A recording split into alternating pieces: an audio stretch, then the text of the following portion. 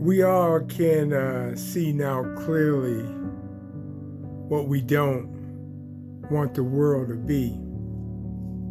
I said to myself, with a little encouragement from a close friend, to take a hiatus from the news this past weekend. So I'm going to try to make a long story short.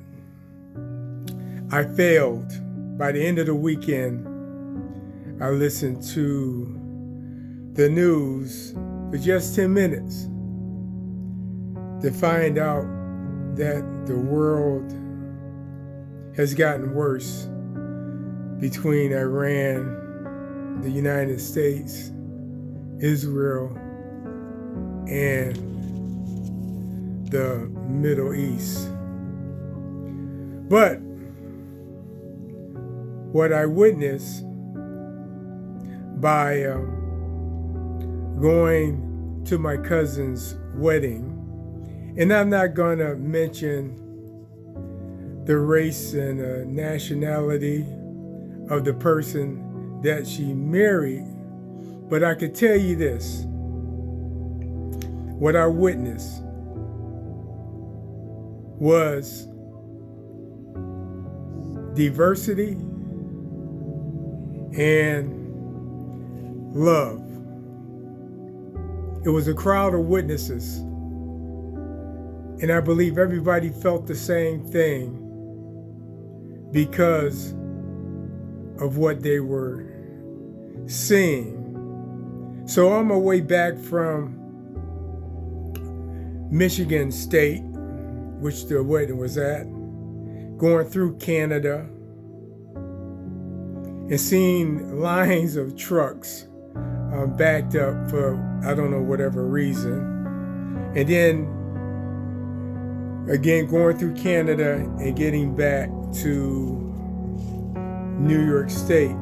I learned this from just listening in my car, from my brother, from my sister, from my mother's, who's, by the way, 91 years old, on her way to be 92, and a close friend, and listening to myself.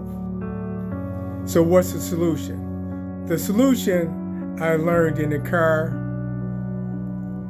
I had to listen to all the opinions. So nobody was completely right and nobody was completely wrong.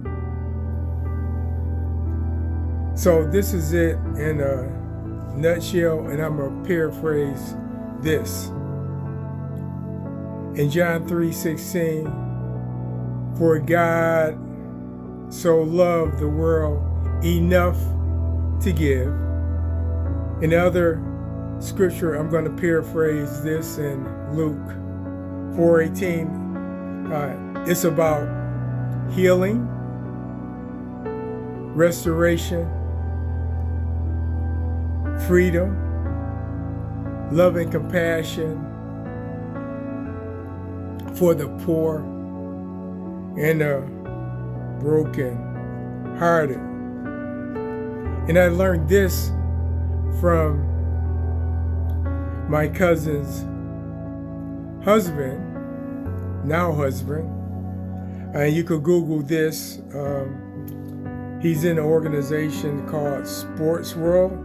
And I want you to Google it. It's a phenomenal organization of athletes and people to help youth make better choices for a successful and productive life.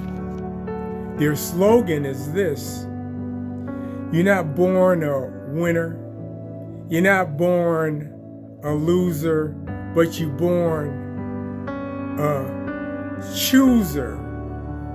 So this is my message to those who will listen. Be a chooser. Choose love.